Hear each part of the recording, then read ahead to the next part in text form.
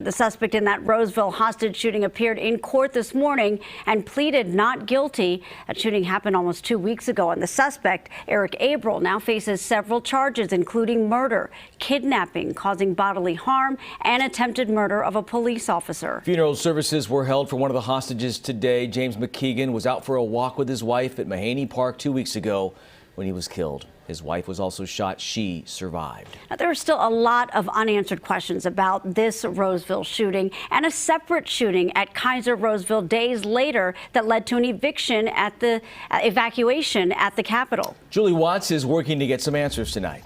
It's been 12 days since the Roseville Park shooting put children in danger and left a hostage dead.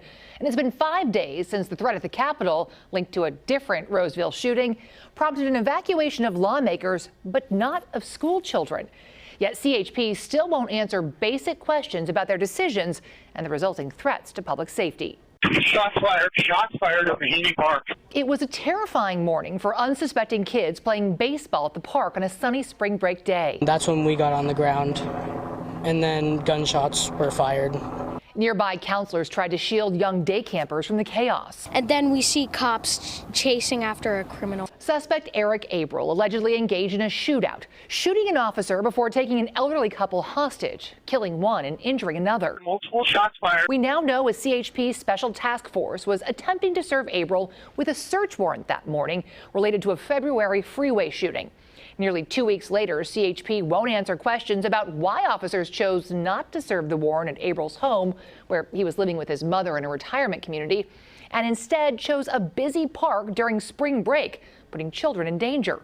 Abril has a history of running from officers. 245 shooting vehicle that was just at Kaiser Roseville. Then 3 days later, another shooting in Roseville led to an evacuation at the Capitol the following day. He made threats that he was going to come down to the state capitol. Suspect Jackson Penny went on an alleged shooting spree in Citrus Heights and Roseville Wednesday night, repeatedly firing from his truck before making threats against the Capitol. CHP Capitol was advised. 12 hours later, lawmakers were evacuated just before a 9 a.m. floor session was set to begin. CHP notified the Senate and Assembly of a credible threat, but there was no apparent effort to evacuate or even warn the kids and families congregating inside or outside the Capitol for most of the day. CHP still won't explain why the streets around the Capitol remained open, even though the school children and tour groups outside were presumably at greatest risk from a suspect accused of multiple drive-by shootings. Bottom line, there are a lot of unanswered questions about how CHP leadership handled these two incidents within a week. The CHP commissioner ultimately reports to the governor, so we're now turning to the governor's office for answers.